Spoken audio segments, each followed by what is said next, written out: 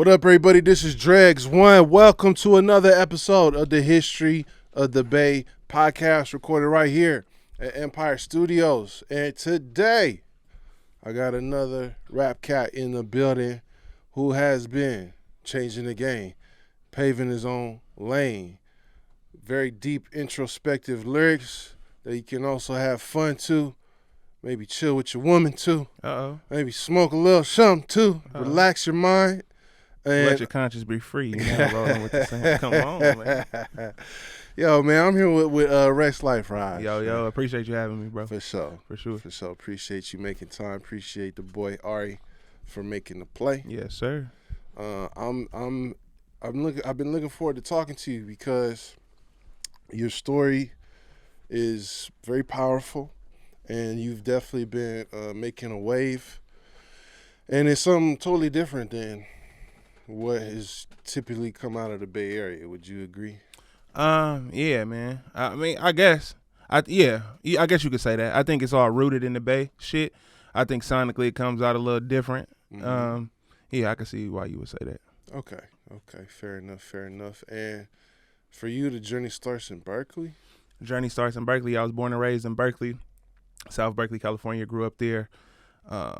Moved to Vallejo when I was around 14, College Park. But I still was going to school in Berkeley, you know what I'm saying? So I graduated from Berkeley High, went to college at Boise State, came out. Boise State? Yes, sir. Really? Yes, what brought you all the way out? Why Boise State? Scholarship. For ball? Football, yeah, I played football. I was bigger back then. I'm big now, but I was bigger back then. What position? I was O-line, tackling guard. So you must have been, you was a big guy. I was a big dude. Man, I've been big my whole life. Uh-huh. Except for the first 5 years, I wasn't big. Okay. My mom was scared. She took me to the doctor. The doctor told her, just wait. Wow. He gonna be crazy. State. Yeah. Did they have a good football program out there? Yeah, we was pretty good. Oh, yeah? Only lost, I think, 3 games in our whole tenure. Did you graduate? Yeah, for sure. What was your degree in? Communication. For real? Yes, sir. That's big, bro. Yeah, thank you, bro. Appreciate that. And now I just be talking and rhyming words for a living. It's crazy. Communication. That's what they say a Mac is. Master the art of communication. See, talking that shit. Come on. What was it? You just got my mind going. What was it like in Boise, bro? Boise was really tight to me, man. It's tight, huh? It was really tight to me. But you got to also think I was kind of in a silo because Boise State, our football team, we were like the NFL team out there. You know what I'm saying? Like that's all they got. Well, it was crazy. You know what I'm saying? We went to the couple Fiesta Bowls and shit while I was out there. We were super good. So my experience was amazing. You know, my brothers for life came from there. You know, I met a lot of people that I'm still in touch with from Boise. It really shaped me. You know, the coaching, the people I met, just that experience shaped me, you know. That's dope, bro. Well, to take it back to Berkeley, I ain't gonna lie, you got Berkeley vibes, bro. That's tight, man. Especially with the fit. Oh, man, I appreciate it. I mean that in a completely respectful, no, complimentary way. It's all love. Because I fuck with Berkeley, but one thing about Berkeley is people don't realize there's a strong black community. For sure. In B-Town. Yeah, for sure. So what was it like growing up there in that part of the Bay? It was fire, bro. Because like you said, it's, you know, Berkeley is really dope because it's both sides. You got the street shit, the hood shit, but you also got the college. You got, you know, different pockets of Berkeley where you can experience so much shit. So I feel like Berkeley, I got to experience a lot, you know, from the crazy shit to like, I remember it was such a, you know, a big thing for me because I grew up in South Berkeley. The majority of my family was actually from Richmond, South Richmond. So like that was part of my experience. But then at night we partying in the Berkeley Hills, you know what I'm saying, doing hella shit. So it's like the dichotomy of it was crazy. So yeah, a diverse friend group. You got to see different sides of the community. Because once you go from them Berkeley Hills all the way down to the flats, right, it changes up a little bit. Yeah, man. Excuse me. And Berkeley High is also like a very famous high school. A lot of shit came out of there. Yeah. A lot of shit came out of there. But it's also because it's a melting pot. It's a great school. So you got, you know, parents want to send their kids to Berkeley High. That's why when I moved to Vallejo, my parents was like, ain't no way you going to school at fucking Bethel. Right. You know what I'm saying? Like the Vallejo schools wasn't that good. I can't speak for them now, but at the time, it was a big prerogative for my parents to get me back to Berkeley. So I feel like at Berkeley, we had kids from Richmond, San Francisco, fucking Oakland, you know what I'm saying? Pittsburgh. It was like, bro, it was people from everywhere at Berkeley High because first off, it's a big ass school. School's so big that it's schools within the school. Yeah, it You know what I'm seems that saying? way. Like it's 4 or 5 schools within the school of Berkeley High. I went to the main one, but it's like it's a really good school and you got a really good chance to go to college. So yeah, it was a lot of shit going on. I think you're my third Berkeley High alum. Who's the other two? I believe if my memory I'm gonna serves tell you me because correct, I'm really one of the ones from there. One Drop Scott, I believe, went Okay. there, and 22nd Jim went there. Jim went to Berkeley High? He damn near did go to Berkeley High. That's funny, if dude. I remember correctly, Yeah, for sure. he had some type of Alameda County That's funny, dude. like transfer program Yeah. from Oakland to Berkeley. That's tight, man. Uh, That's crazy. all right, so Berkeley to Boise, graduated. No football professional. Nah, I knew I wasn't going to the NFL. I wasn't that guy. You know what I'm saying? Like, and then I think the little dreams I had of going to the league, I lost immediately when I got to Boise because it was niggas who really wanted to go to the league. I didn't want it that bad. Oh, You know, it's niggas who like from they freshman coming in, it's like, nigga, I'm going to the league. Yeah. And then deeper than that, they was prepped in high school for shit. I came from Berkeley. I'm smoking purples. You know what I'm saying? I'm smoking purple fucking swishers, all kind of shit. Like, we wasn't prepared for that. You know what I'm saying? Like, and so when I got there, it was like a wake up call really fast. You know what I'm saying? Like, okay, to really go to the league, you got to be on it. I don't want it that bad. I wanted to do music. I was a nigga in the dorms, I say all the time. I had the studio set up in the dorms. Nigga, when I graduated out the dorms or when I moved out of the dorms into the crib, I had the studio set up in the apartment. You know what I'm saying? Niggas would come over and rap. Like, I was a creative nigga the whole time. So I maybe started like 4 or 5 games. You know, but I got my degree, you know, made those friendships and got that experience, which was super important, and not just for me, but for the people around me. So it was cool.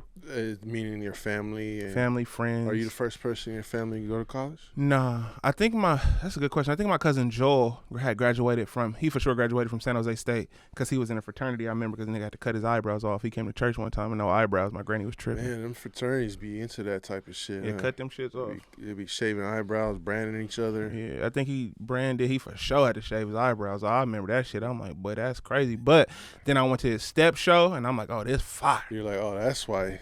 That's one thing Boise didn't have because Boise was a relatively new 4-year college. I think it was a JUCO up until the 90s, so they didn't have frat system established. So it was like a couple frats while I was there. So I never really experienced like no frat shit other than being in Berkeley and going up to frat row at Cal. You know what I'm saying? So Right. Well, Cap means shit. I used to go to Cal parties when I was in high school on some like, let me just wiggle my way in here. Yeah, bro. Type of I shit. feel like it's damn near a rite of passage for Yeah, real. for sure.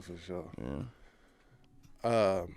Yeah. So speaking of college, and that like you made your folks proud and all that. What do you think of that? This is a random question. Here I we was go. not expecting Nah, to go get ahead and into ask this. That's what we here for. That's just something I've been thinking about. What do you think about the education system? Is college even worthwhile? Because, and let me just set this up, because your whole life you're told, go to college, you could be a doctor, you could be a lawyer. But now in 2025, with the student debt crisis and the economy the way it is, a college degree is damn near equivalent to what a high school diploma once was. I Some think it people might depends say. on what college degree you're getting. Okay. Yes. If you're getting like a communication degree, probably. If you're getting like a bachelor's of arts degree, some shit like that. But I think it's still prominent fields of study that you need to go to college for. You want to be a doctor, you want to be a scientist, you want to be a lawyer, you need to go to school. But I think it's a lot of shit that, especially nowadays, bro, it depends on what your journey is and what your path is and what you're trying to do. If you want to be an entrepreneur or a creative, you don't need to go to college. But there's still value in going to college because of the experience and the relationships that you'll build. You know what I'm saying? But it's it used to be like they used to teach us the blueprint was to go to college, get a job, maybe start a business, whoop-de-whoop. We know that that's not true no more. We live in reality. We see all these Fortune 500 companies. We see all these tech companies or whatever, and all these just different people who are building crazy shit or creating shit out their mind with no college degree. I feel like, nigga, the degree is really in here. You know what I'm saying? And in your heart if you're going to really get it. But I also think it really depends on what you want to do. With certain shit, you can't even get in the door without the college degree. So, you know, it's the game that we play. I think the education system, going back to the basis of your questions, is fucked from the jump. Because what is we learning? It's like we spend all this time in school and not one time do they teach us about financial literacy. Not one time are they teach us how to do taxes. Yep. Not one time are they teaching us about like real health and putting the right kind of shit in your body. You know what I'm saying? Like, I think, you know, there are good parts about it. There are negative parts about it. But I think, you know, like anything, it could be improved and worked on. But, you know, I think it depends on what school you go to, what, you know, and that's a matter of privilege. If your parents could put you in a certain school that is more, you know, the curriculum is more diverse and it's more based in reality and shit like that, or they put you in a public school. But it's also like all public schools ain't bad. I went to Berkeley High, it was fire. You know, it's a great public school. So I think it's like, you know, yeah, and, you know, and the deeper question is, are you expecting the education system to teach your kid everything? You know what I'm saying? Like, that's not really, your kid I learned a lot not in school. The majority of shit that I use in my real life didn't come from school. I went to college and got a college degree. I don't use none of that shit in what I'm doing. You know what I'm saying? It's like the majority of shit that I use that I could profit off of and move the needle forward is shit I learned on YouTube, Google. It's the relationships I built out in the real world. It's seeing a motherfucker like Ghazi, see what he doing, see a nigga like Nima, learning from Ari, how he move, learning from different people we talk to, because it's like it's a real life experience that goes into shit that they're not going to teach you in college. You got to just be in the field to see it. So great answer, brother. what's this up? Yeah, that was this is a smart young man here, ladies and gentlemen. Shit. He's got something to say. But yeah, I thought that might spark some interesting food for thought. So when you graduated with this communications degree, did you pursue a job in the field of communications? Nah, I really got that degree because it was like the bullshit low-hanging degree that it didn't require too much as a football player to get that degree and still be a football player. When I came into college, I remember talking to my counselor, and his name was Gabe, and he was like, what degree do you want, or, you know, what do you want to study? And I was like, psychology. And he was like, that's going to be kind of tough. He was like, you could do it, but it's a lot, especially with you as a football player. And they kind of steer you to certain degrees because as a football player, you got a lot of shit going on. I'm not saying it's right or wrong. It just is what it is. So I got that degree. And then when I got out of college, so my parents had a delivery service in Berkeley since I was a kid. It was called IDS Courier Service. It's like a small time FedEx, UPS, where they deliver shit same day from Berkeley to Martinez, Berkeley to Walnut Creek, Berkeley, San Francisco. That's why I know the Bay hella well because I spent a lot of my time as a kid in the car delivering packages. So when I got out of college, my parents' business wasn't doing too well.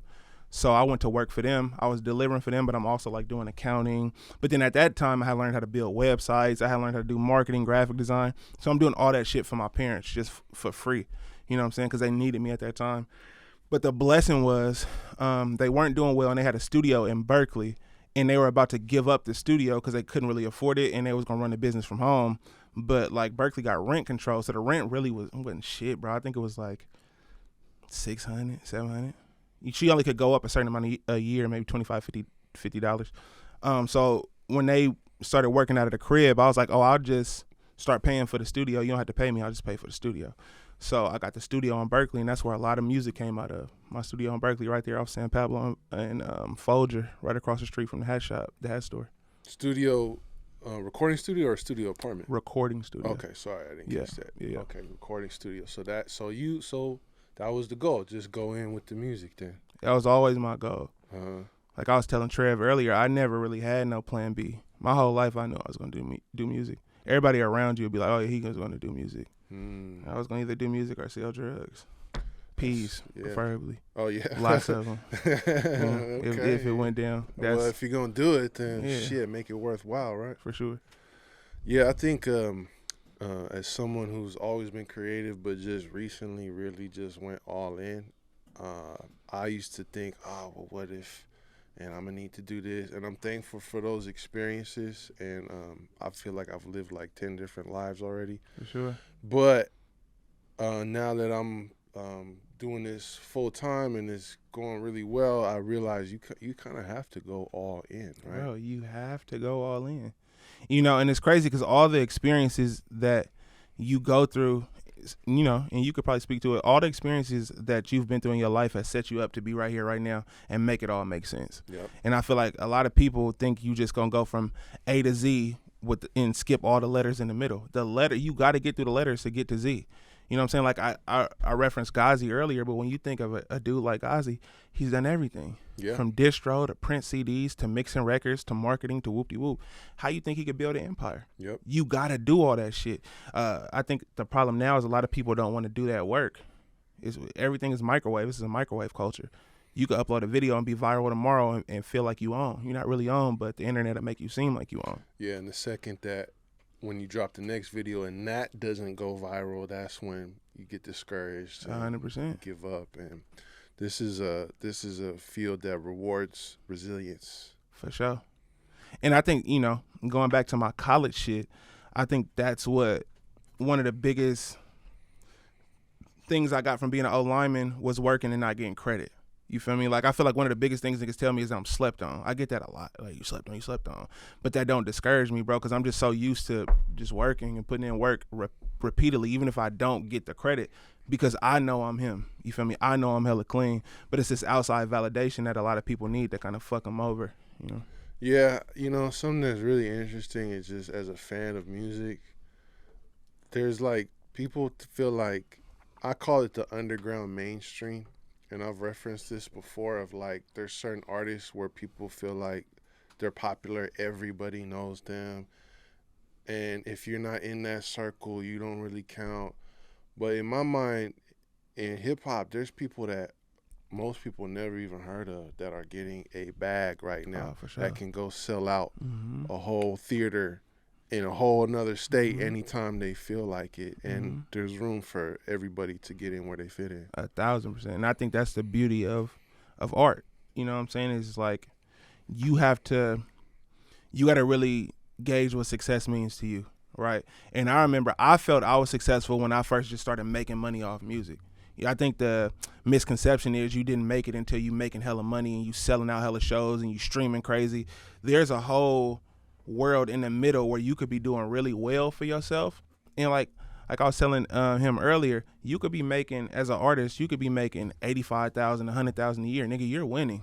You don't got a regular job. Yeah. You know what I'm saying? Like, you're living off your art. Yeah. You're not the biggest artist in the world, you know what I'm saying? But you are making enough money to support the people around you, not work a job, live how you want to live. To me, that's hella clean. But niggas feel like they got to be up millions and doing 1 billion streams and selling out 10,000 tickets. I get it. That's the dream. We all want that. But it's a lot of shit, like you said, it's in the middle. I know a lot of artists, like you said, that are living in the middle, doing really well, buying houses, providing for the people around them, building the ecosystem, traveling the world, you know what I'm saying, selling out shows, X, Y, Z. And like you said, you would never know. That's what it's all about in my mind. I feel like, and I was going to get to this later, but fuck it. I feel like fuck it. God, fuck what you niggas talking about, man. I feel like I've seen you be very vocal about the music industry and about these types of subject matters. Like what exactly? I don't remember exactly, but on Twitter, I just feel like you be going in on like... I be saying a lot of shit on Twitter. I was drunk. That's cool, but I feel like... I've been trying to think what you're saying. I don't remember exactly, so maybe this isn't the best question, but... I would just need a point of reference. Like, I just feel like you have a lot to say about the state of music in 2025, man. And yeah, but I feel what you're saying, but also, like, I don't understand how niggas don't got a lot to say. It's a lot of shit going on. It's a lot of shit that don't make sense. It's a lot of shit that do make sense. It's a lot of niggas who are... It's a lot of ways to play the game. And I feel like, I get into studio sessions, and my problem is when I get into studio sessions with niggas, we talk for 2 hours. I feel like we could do music whenever. Bro, let's talk about how you moving and maneuvering and running your plays. Because it's like we not really chopping game like we supposed to. It's a whole world, it's a whole game being played behind the scenes that niggas don't talk about. We just make the music and they benefit off it. We get our little check and think we straight. Bro, niggas, it's crazy the plays getting ran behind the scene. The sites, the apps motherfuckers are using, the data that they using. Okay, here we go, ladies and gentlemen. Yeah, see, I knew I was going to activate that part of your brain. Bro. Yeah, but I just think it's a lot going on that I don't understand why niggas are not talking about it. Okay, what's going on behind the scenes? Let's go in. Let's go in on them, Raj. Come on, man. I'm not even trying to go in. I'm just saying. Let's go in on them. Fuck that. I don't even know what we going in on. I don't either, but let's go there. He asked me this question. It's a kindly leading question, but it's not. Man, you I'm started also going media in. trained, so you know what I'm saying. You got to take that into account this ain't too. The media, bro. So I'm not People finna shit on nobody. People say this is an interview. It's not an interview. It's a conversation. Yeah. I just happen to ask certain questions Yeah. and lead it in a certain direction. I don't know if it's anybody I want to go in on. No, I didn't say going in on anybody. You just said I said go the music industry. I said no, the industry. I think behind the scenes. You can leave the names blank. Yeah. But talk about some of the trickery and some of the fuckery and some of the. Come on, we all know. We all know. Yeah, no. We all know certain streams don't make sense. Yeah. We all know certain numbers don't make sense. Yeah. We know men lie, women lie. Numbers can be altered. We all know this. So Right. let's talk about it real quick. Yeah, I'm just trying to say exactly what we're talking about. I don't know, man. We're just we're just going, bro. Yeah, no, 100%. I think it's like you said, it's a lot of that. I think it's a lot of smoke and mirrors. I think it's a lot of manipulation that you don't take into account. But I think the whole game with this thing is what warps people's mind. You know, people think that the shit that they see on here is real and what's going on.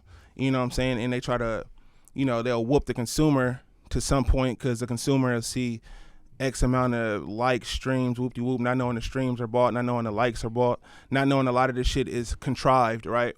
In reality, a lot of artists be struggling. A lot of artists be going through it. But you get, you know, you start playing the game, and now you're in the game. You're playing the game. Like, I like, my favorite type of artists are the artists I meet, and I've only experienced them through the music. And then I meet them, and they are who they are. I love that. You know what I'm saying? Yep. But then you meet some artists who are, you clearly are playing like a game. You know what I'm saying? And it's hard for me to like distinguish that, but it gets weird, like, because you can fool the consumer into thinking you're something bigger than you are, but the mind fuck is when you start fooling yourself. Wow. Right? And I feel like a lot of artists have fooled themselves into thinking that they something that they not. Like, I remember, like, even going back to when niggas was, you know, telling me they sleeping on, like, oh, niggas sleep on you, you should be a lot bigger than what you are. I'm on my 3rd tour in Europe. You know what I'm saying? We selling out shows in different places, and I'm looking at the people they comparing me to, and it's like, no disrespect, but cut it out. You know what I'm saying? Like, what are we really comparing? You comparing me to this, but in real life, it's different. So I feel like it's just a lot of that kind of shit going on, but that's the whole game of the phone. I don't even think that's just music. I think that's just a smoke and mirror of the internet. Yeah, it's the way society is right now. I feel like in 20 years, there's gonna be all types of studies that come out. They coming out right now. They're coming out right now, but in 20 years, we really gonna see like, oh, this just fucked up a lot of shit. For people. sure. We're in trouble. For sure. Yeah, the comparison game comes up a lot on this podcast, or at least recently. I suppose it's because I talk to so many artists who are successful or perceived as being successful, and even among people who have talent, accolades, streams, money, whatever, there's this thing of, but what about him? Or like, who's hotter than this? Or why is this that? And I feel like, especially for developing artists that haven't broken through yet, that really fucks them up. For sure. Because they feel like they looking at somebody that, oh, all he did was just post one picture and his whole song just went crazy. So that's all I got to do. It's like, no, there is a marketing team working around the clock. Exactly. He just posted it once on this account, but there's like tens of thousands, if not hundreds of $1,000s being invested for you to get this image in your mind that you're seeing. 1,000%, bro. 1,000%. What point did we're not going back to the timeline because I think we went in enough for right now, but to go back to the timeline, what point did you really start feeling like it was breaking through with the music? I think was that 20. When did I drop Moxie Java? 2016, 2017, one of them years. 2015. It's either whenever I dropped Moxie Java, which was I think around like 2016 with Neff the Pharaoh. I think that's when shit really started picking up for me. And then right after that, we dropped Handheld GPS, which at the time was my biggest song, and that opened a lot of doors for me. So I would say around 2016, 2017, that's when niggas started doing my own shows, festivals, all that kind of shit. Moxie Java 2015. Oh, yeah. Around that time. So you're coming up on 10 years in the game now. Yeah, really. Man. I think that's when it got real for me, around that time. And yeah, shit started picking up. You know, shout out Neff because he fucked with me when he didn't have to. You know what I'm saying? So that was tight. And then, like I said, around that time, Handheld GPS, Where I Belong, I dropped Father Figure 1, and it was kind of popping from there. What is Rexx Life? Rexx Life started in high school. It was just a group of kinky niggas, freaky niggas. Oh yeah, That's you was what it getting was. females like that. It was nasty. Oh really? It was crazy. Rexx Life. That's what it started as. My you boy was- Mike Williams started it. You You was know, Rexing them out. Was that it? Yeah, it was just Rexed out King City Rain show. That's pretty wild. Damn. But that's how it started. But then it turned into just like a collective of like creatives and shit. It kind of evolved. That's an interesting evolution. Yeah, you know, you gotta change. If you don't evolve, you die. So you had to change. All right. Yeah. So, That's not what y'all expecting. nah, it wasn't. I thought it was gonna be some deep, like philosophical, conscious collective of poets. It could be that though. It kind of is that now. That's what it turned into. 100%. Hey, that's fly though. I'm with that. Are there other Rexx Lifes out there? Yeah, like people in it. Yeah. Yeah. It's a few people. My brother, I got a couple brothers who rap in it. We got producers, videographers, creatives. Yeah, it's a few of us. So when you started making these waves, you were able to bring your people with you. Yeah, whoever wanted to come. You know, you do your best for the people around you who want to be in it, for sure. And I'm always curious from a business perspective, what was, aside from the obvious talent and the quality of the music, what was helping those early songs, 2015, 2016, what was helping them get to where they needed to go? Man, I don't know. I think a lot of that was like organic traction super early. And then, you know, I signed to Empire around that time. And then we got, you know, some marketing dollars and all that kind of shit. But a lot of the early shit was just organic traction, like us figuring it out and pushing shit. You know, back then was just a whole different time, bro. Like, I think about that a lot, too. Yeah. You know what I'm saying? Like, it just was a whole different time where shit wasn't so content crazy, you know, where you could just drop something and people just fuck with it. The pipelines wasn't so saturated with shit. But it was a different time. A lot of it was organic. But like I said, then we started playing the game. You know, doing a little marketing shit, get the PR, all kind of shit, and then kind of elevated from there. How quickly did you feel like you were starting to break out of the Bay Area bubble? If you understand what I mean. Yeah, I think pretty early, because I think it was interesting. A lot of people always say to me, man, I didn't know you was from the Bay. I wouldn't even have known you was from the Bay just by hearing the music. And then I was like, oh, okay, I'm doing something a little different. You know what I'm saying? But also, you got to think, when I really came in the game, I think, you know, HBK was super popping. I really wasn't attached to anything. I feel like a lot of other niggas had attachments to certain groups and movements and all that kind of shit. When I came in, I was just kind of doing my own thing. You know what I'm saying? Which kind of made me an outcast in certain ways, which was cool, because then I had to kind of develop my own lane, because I didn't really have nobody to piggyback off of. So yeah, I think it was just that, you know, traveling and people not knowing where I'm from or hearing my music and be like, oh wow, you from the Bay, I would have never known that. You know, you start to kind of feel it and distinguish the difference, like, oh, it's something a little different here, for sure. Yeah, that's kind of what I was getting at earlier when I was asking.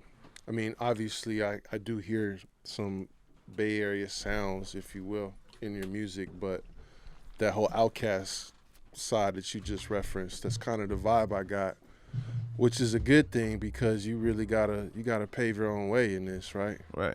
And if you just kind of keep reinventing the wheel, there's only so far you can really go with that. I think paving your way, going back to what we talked about earlier, you might not ever be the biggest artist in the world, but if you actually have to be talented.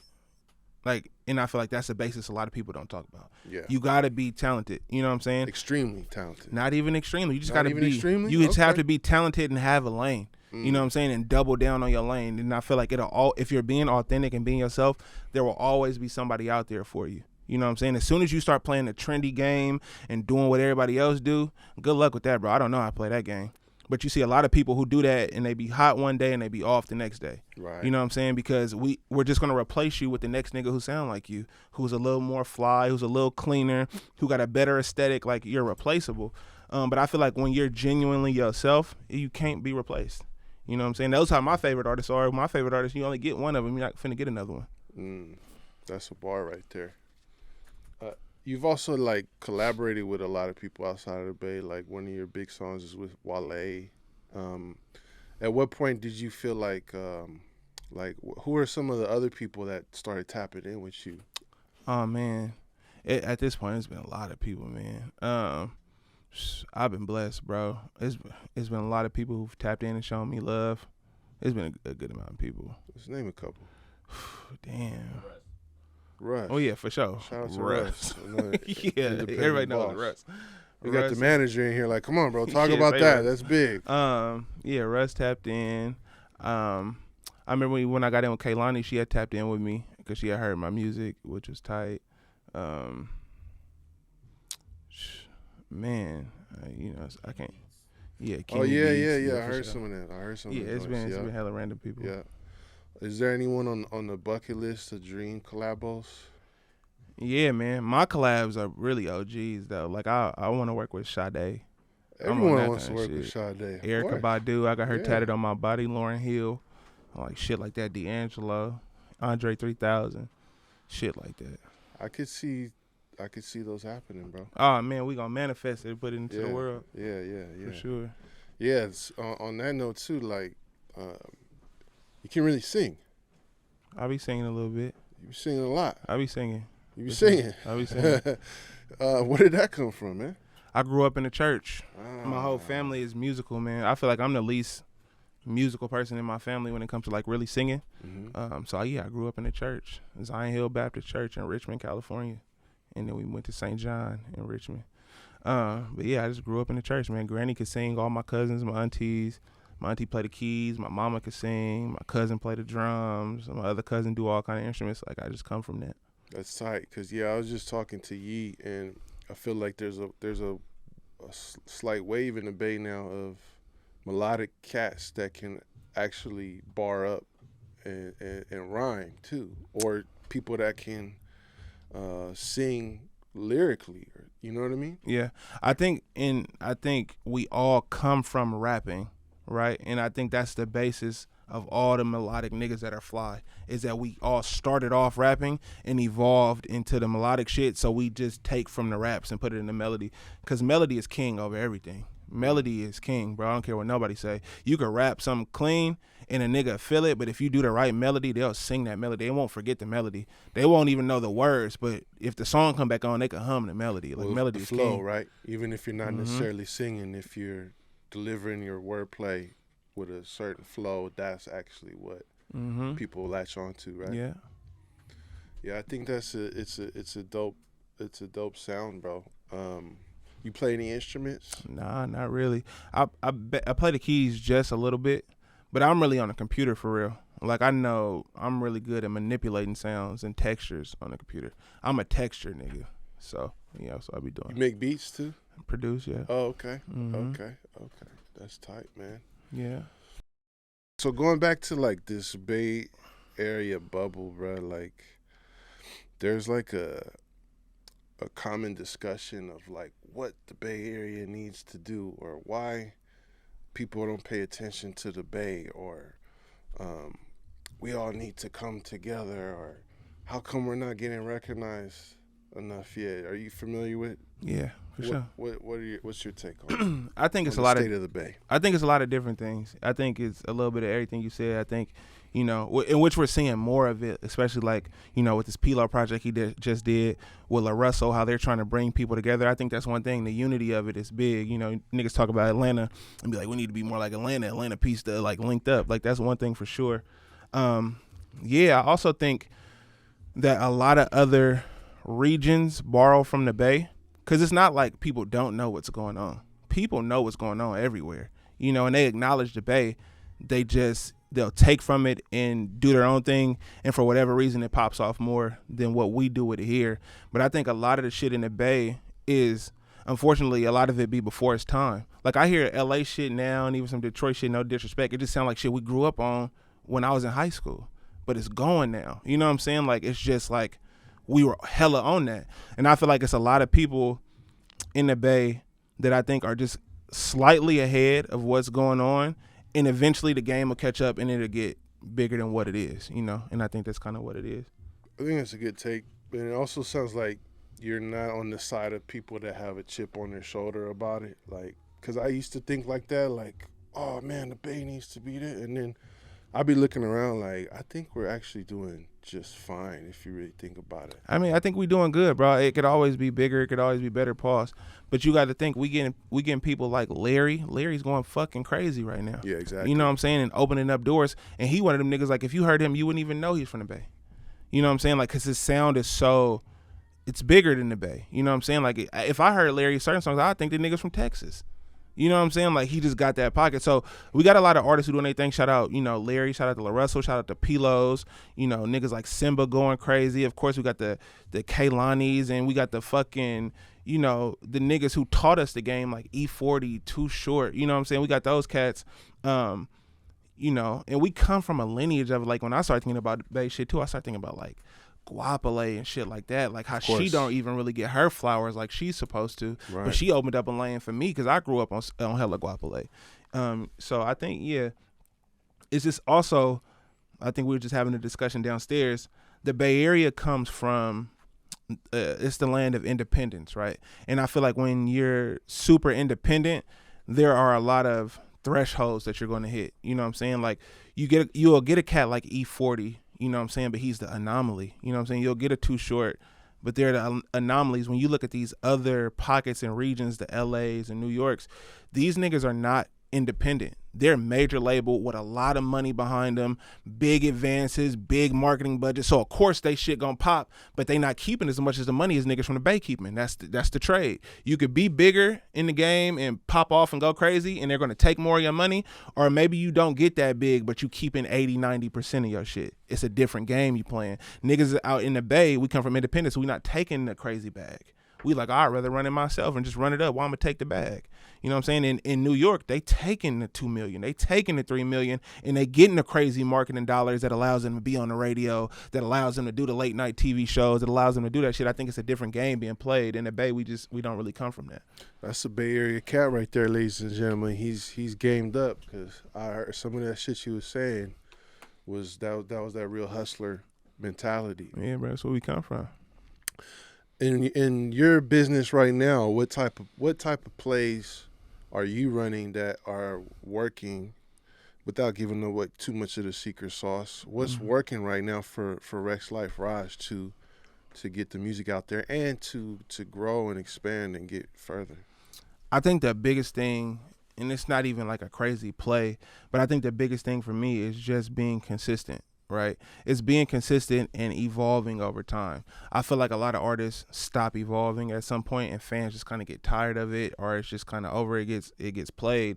But for me, it's about one, being consistent, because you'll see artists take crazy breaks of not dropping albums, not dropping music, and they expect to be on the same trajectory they was, bro. Especially in this fast-paced ass shit, you're gonna get replaced like that. There's too much content, there's too much music coming out. So I think one thing is just being consistent in the output that I'm doing, but also being consistent in the quality of the output I'm doing. Like, I think one thing I'm known for is, like, I don't really put out bad music. Like, I really fuck with making good music. You know what I'm saying? And I think people expect that from me and they appreciate that. And I think that shit goes a long way. Is what I was saying earlier. Like, it starts with being talented. You got to have something that people could gravitate to. And I think that's the beauty of TikTok, nigga. You could sit in your house and make a crazy TikTok. If you got it, you got it. You could post it on the internet right now and build a following. On random people, you know what I'm saying? So I think being consistent and evolving. I also think what I do really well is I think my music matures with me. I don't think a lot of niggas' music mature with them. Niggas is pushing 40, mid-30s and still rapping like they 18. It's like, bro, I feel like people appreciate that and want to grow with you. But when you pigeonhole yourself, your audience is going to grow out of that. Niggas get old. They start going through real shit. They lose people. They get sick. They get their heart broke. They lose their job. They go through financial hardships. And if you putting that in the music, it's something that they can always connect with. If you just still on pop your ass party shit, nigga, I'm 30 going through some shit. I'm not trying to hear that. So why niggas like Rod Wave winning? You know what I'm saying? It's because he's speaking to something that's deeper than material shit. And if you can't understand that, then I don't know. You can hate on them all you want, but it's like he's speaking to the soul and the spirit, bro. That's deeper than guns, that's deeper than jewelry, that's deeper than money. It's like, it's especially in this time where people going through real shit more than ever. We need real music now more than ever. People going through too much real shit. So I think, like, just stay the course with your shit, evolve with your music, and stay consistent. Very powerful, bro. So for you, it's not like there's some music industry bag of tricks to make it go? It sounds like for you it's about the art. It's about the art, and I'm signed to Empire. We got some marketing dollars and shit. You know what I'm saying? But that's not your department. That's your the art. You're creating the product. Yeah, I'm not doing. I don't got no crazy plays that I'm running. You know, I'm just kind of making art, spending some money on some ads every now and then, but just being consistent in what I'm doing. And you live in LA now? I'm in LA. How long you been down there? Like a year and a half. I just had a podcast with your neighbor. Who's my neighbor? Jay Ant. Oh yeah. Told niggas he's my neighbor. Yeah. Told niggas where I live. Type niggas this. He thought I just I'm Rexx Life Raj neighbor. We live. Yeah, I just did a whole. You live right up there. I did a whole podcast with your neighbor funny. from across the street. No, it's my dog. Yeah, we live. We in the same building. Yeah. That's what you were saying. How has that helped, or has it helped, or what? Moving down to LA. Oh, it's been crazy, bro. I just think cause every industry has a melting pot, right? I think in the Bay Area is really tech shit, and that's why once again you got to respect Ghazi for trying to build this infrastructure out where people could have the Empire Studios, where I could come in here and do a song with All Star JR, or I could come in here and bump into a Fireboy DML, because that's not happening nowhere else. But in LA, it's a lot of these. You know what I'm saying? Yeah. You can pull up to a studio and they're everywhere. Now I bumped into niggas at fucking a coffee shop. You know what I'm saying? Or walking through Whole Foods just because it's the hub of where that shit is. So as much as I love, there will never be nothing in my life like the Bay. And what I get from it, the experience is how I feel when I'm out here, the love out here. But in terms of my profession, because I don't really like the vibe of LA that much. I'm not like a LA nigga, but I understand what it's going to do for me and my future of music. So I just think LA is just like, bro, it's talent in LA. Mm-hmm. People go to LA to get on. The hustle is different. It's like going to New York. The hustle is different. People out there trying to get it. And I feel like in the Bay, it's a little more lax when it comes to the music scene outside of this. You know what I'm saying? So I'm just trying to be somewhere where niggas trying to get it because I'm motivated by that. Well, yeah, and as I was saying with Jay, like the beautiful thing about it is that it's right here. It's an hour flight. Real quick. You can push down there in the whip, 6 hours. You know what I mean? 5 if you drive like me. You got to slow down. It's raining. I got bars. I got bars. Right? I believe it. But that's the beauty, is like you ain't really missing nothing, and you get to really tap in. I think it's good when you're ready, when you're ready to go see something new, see something different, and really grow and expand to take it down there. One thing that I really observed from the outside looking in about your music is that there's a lot of themes of like healing and growth, and a lot of like spiritual and emotional and raw honesty. Is that, I'm sure it's intentional. Is that challenging sometimes to go to that place and to be so raw and honest and vulnerable in your music? Nah, because I think that's just where I naturally go. It's weird because anything else, it's harder for me to do anything else. Mm-hmm. Like I naturally go there to the point where I have to not go there sometimes. I think the hardest part for me was when I dropped the Blue Hour in 2022, because both my parents passed away in 2021. So the album was about grief and dealing with that. That was hard because I feel like that one I was super vulnerable. I'm talking about my parents that I lost. So I think outside of that moment, everything else kind of just comes with the territory. You're like you're a deep thinker. You're introspective. That's just your lane, right? Yeah, I guess you say it like that. But it's interesting because I create a lot of my music alone. Mm-hmm. And I feel like people don't think about that. So like when I create music alone, I'm in a different headspace when I'm alone rather than when I'm in a studio and 10 niggas in there. If I'm in a studio with 10 niggas in there, I'm less likely to be introspective and go inwards because I just don't feel like that's the time and the space for that. But a lot of the shit I record by myself at the crib, so I'm able to go to places that I'm comfortable knowing that I'm by myself. You know what I'm saying? Yeah. And I feel like that's one of the tips I would give any up and coming artist is like, bro, learn how to record yourself and get a space, because you'll go to places in your mind and in your spirit that you're not finna go in front of an engineer or in front of a group of people. But you'll also, like, I feel like I'm really clean with the melodies because I record myself a lot and I bullshit a lot and I try shit. When you paying for a studio session or you in there with a nigga who trying to rap his verse, you're not going to be as experimental because subconsciously, you know, you're on the time limit. So you're going to streamline your shit, come up with a little flow that's cool and get out. But if you recording yourself, you got 12 hours at the crib to do whatever, you're gonna do weird shit. Yeah. And some of that weird shit is gonna be tight. It's great advice. Yeah, that's great. That's great insight. But I'll share this with you, bro. I lost my father in 2021, and that was easily the worst thing I ever dealt with. So my heart goes out to you. I can only imagine what it's like losing both of your parents in the same year. That's an incredible thing to have to deal with. The thing I'll share with you, though, is that right after my dad passed, like maybe a month or two, is when I was like, I'm finna go in.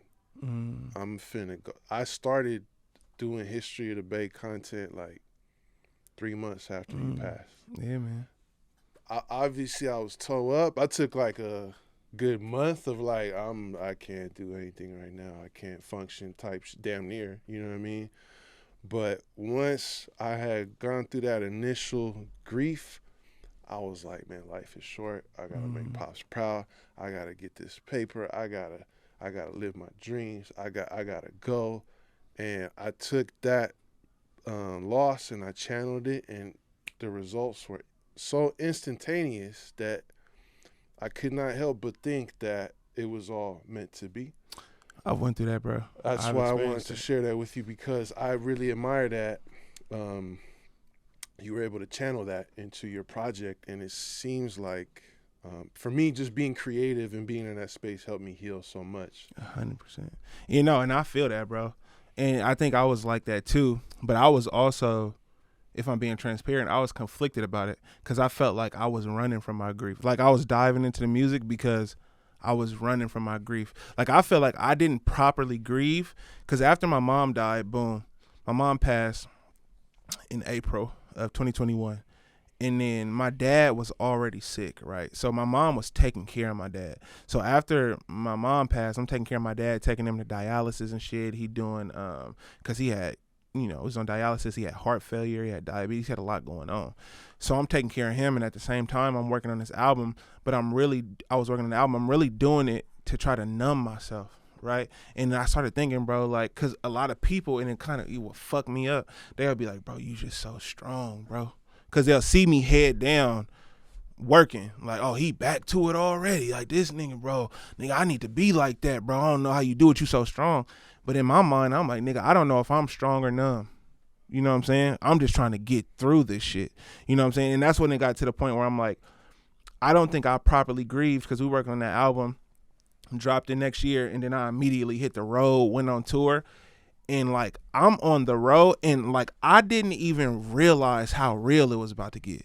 Like I put all of the shit into the music and I'm dropping the singles, and like I said, I'm seeing it online. Like I'm starting to see after we dropped the first single, which was Balance, the reception was kind of like deeper than anything I ever had. Right, because I'm talking about grief now. So the DMs, my comments, like people are like, man, bro, I'm feeling that. I just lost my mom. I just lost my dad, bro. You speaking to me, whoop, whoop, boom. But then when we go on the road, it's different. You know, it's like, it's people front row, they crying. It's people at the meet and greets, 20, 30 people who want to tell me their story about grief. It's people who brought their mama because their daddy had died. So they bringing their mama through the shit. So like, in what I thought would heal myself, kind of did, but then every night I'm reliving it. Every night. You know what I'm saying? And it got to the point we did one show in Ohio. It was crazy, bro. So we do the Ohio show, and for that reason, we running late. We usually do the meet and greets before, but we do it at the end of the event. So it's after the show. And so I do like 10, 15 meet and greets.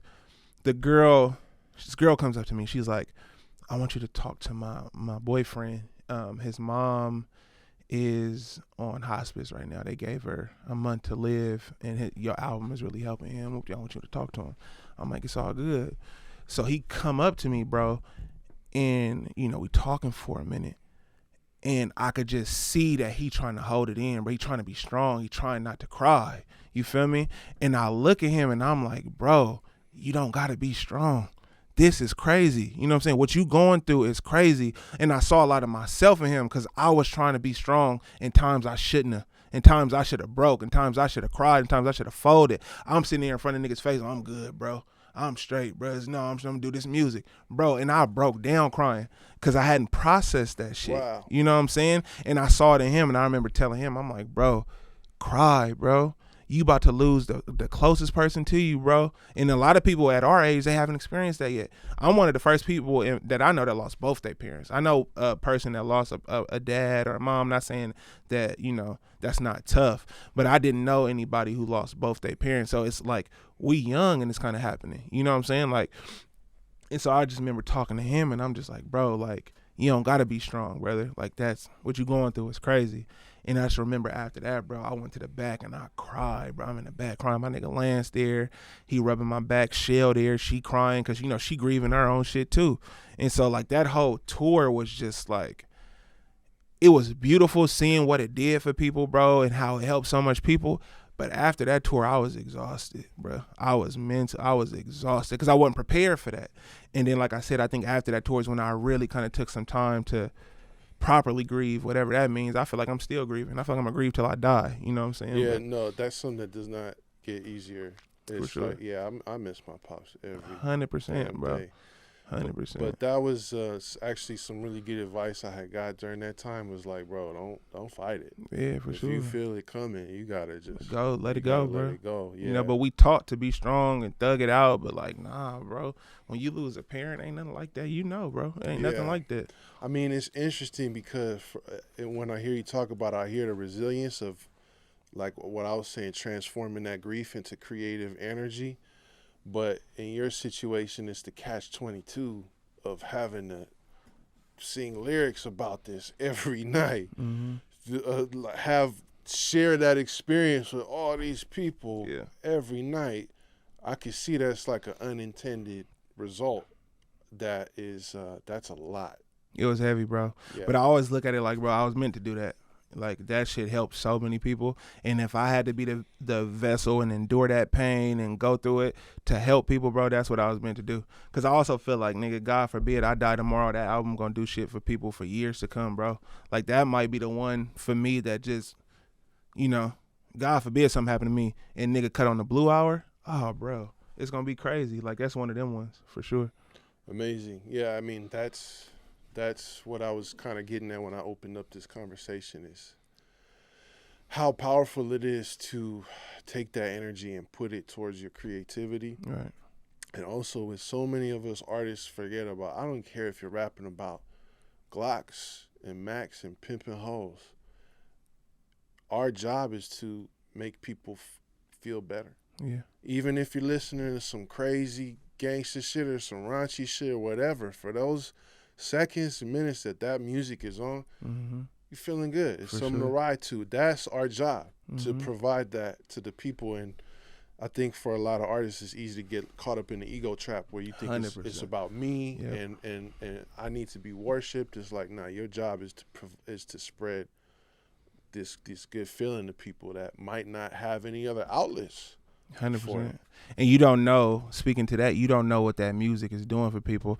The one experience that really shaped the Blue Hour album, when my mom was sick, getting towards the end of her life, we used to drive to Bodega Bay. Oh, right? I love Bodega Bay. Super beautiful, bro. Yeah. So I used to drive her out there. We'll get clam chowder and look at the water. Hell yeah. And all that kind of shit. I wonder if we go to the same spot. We might, bro. Right there by the docks. Yeah. Yeah. For sure. Absolutely. They got that shit. Yeah. So we'll go get some clam chowder, watch the water, and just drive around and shit. So when I was going through grief, the song that was getting me through was Godspeed by James Blake. One of my favorite songs ever, bro. Like, I'm caring for both my parents during the day, trying to thug it out, but at night, I'm listening to that song in the bed. I'm crying. I'm listening to that shit on repeat. It's helping me go through it. It's cleansing me. And so that was like my song of that whole process. And so we're driving back from Bodega Bay one time, and I got the playlist going whoop-de-whoop, and that song comes on, right? And this just speaks to the power of music and what you were talking about. Like, that song comes on, bro, and I never told her that this was the song that I'm listening to that's getting me through what I'm going through. You feel me? But that song comes on, and I never forget. We stop at a stop sign. I look at her, she look at me, and she just start crying. You feel me? I just start crying. You feel me? I never told her that was the song, but she just felt it, bro. She just knew.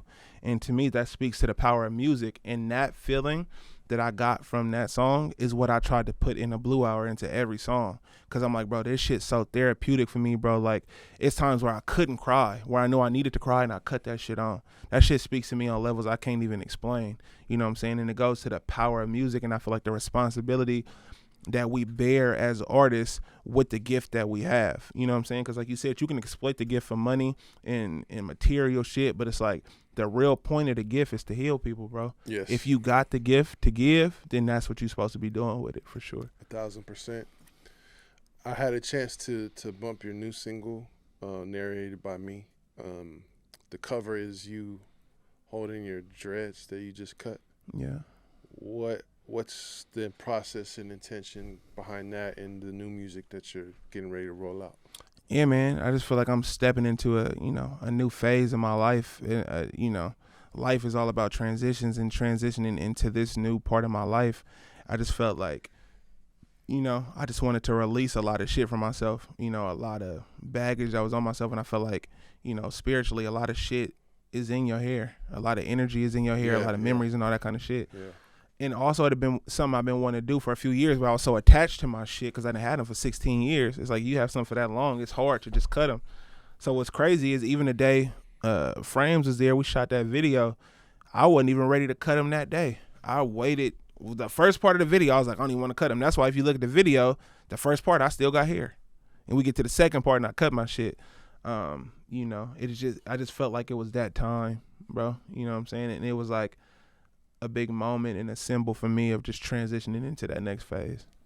I'm a big believer in this, Raj. Like, when I deal with someone who's like exactly the same year year after year, I'll be looking at that like, what's going on, bro? You live in the same spot. You got the same whip. And I'm not judging from like a material point of view, but like, you doing the same shit. You eating at the same places. To me, that's like a red flag almost, because for me, I'm all about constant, even if it's just like, all right, I got to throw out these clothes, or, you know what I mean? Take them to the Goodwill. I got to move the office around. I got to change my space. Every year, even probably more frequent, that I got to just change it up. For sure. Even with this podcast, I might fuck around and change that logo tomorrow. I'd change my thumbnail. Like anything, I just try to keep evolving and keep growing. So is that kind of what we can expect from what you're about to start rolling out? For sure. And then also, I think that's a really good point, bro. And I think we should break the third wall, or whatever it's called. A lot of fourth wall. This is for anybody right now who's watching this interview. You've been living on autopilot for too long. You've been living on autopilot, and you've been saying you're going to change every day for weeks, for months, for years. You've been saying you're going to change, and you wake up and you be frustrated with yourself because you don't change. Nothing is going to change if you don't change. If the only reason for you to watch this podcast was to get this moment to wake up a little bit, like, bro, go chase that dream. Go do what you're supposed to be doing, because you know what you're supposed to be doing. And it's times like this and it's moments like this where somebody just got to be like, hey, bro, do that shit. Now back to regular scheduled program. I just started this conversation, and now I feel like I'm the one that's got to change. Like, what am I doing, some people bro? be needing that shit, bro. It's easy to go on autopilot. It's easy to just do the same shit. So you felt what I was saying, right? The same car, the same clothes, the same shit, sure. the same problems, the same bitch, the same alcohol, the same trees, the same not going to the gym, the same. Yeah, same shit. But it's also because it's comfortable, and people don't want to be uncomfortable. I feel like you got to be uncomfortable. You have to get out of your comfort zone. Growth is a painful process. For sure. It's a painful process. For sure. And it's been said in a million cliches before, but wow, that was a jewel. Yeah, man. I think it's most important, though, that we always keep ourselves accountable to that, too, especially artists. Because, and I'm actually glad to hear that that's where you're going, because I don't care who you are or how successful, the best artists constantly reinvent themselves. For sure. It's a nice balance of giving the fans what they want and what they expect and what they need, but then also hitting them with something to switch it up a little bit. 1,000%, bro. Yeah. Couldn't have said it better myself. So what's next? What else are you rolling now? Is there anything else we should look out for, or is it top secret? I got some more singles on the way. We dropping an album in March. Probably March. going on tour around June, July. Yeah, man, we just gonna keep pushing. You mapped out the whole year already, huh? Nah, I wish I think we got up to like June. That's a Which good is like, start. you know what I'm saying? We got up to like the tour, which is cool. But we really just focus on that. Trying to get these features in, trying to get the album done, turned in. Yeah, man. Got, just gonna keep rocking. I look forward to seeing it come together, bro. Appreciate you, bro. Ari, did we miss anything? Okay, good, man. Well, I enjoyed this conversation. Thank you, bro. It's great to meet you in person. You too, man.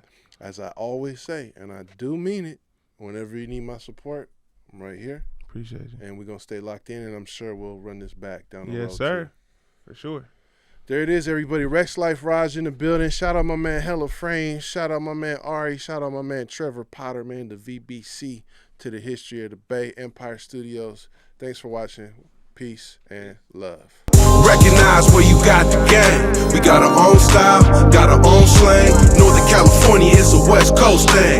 This is the history of the Bay. Recognize where you got the game. We got our own style, got our own slang. Northern California is a West Coast thing. This is the history of the Bay.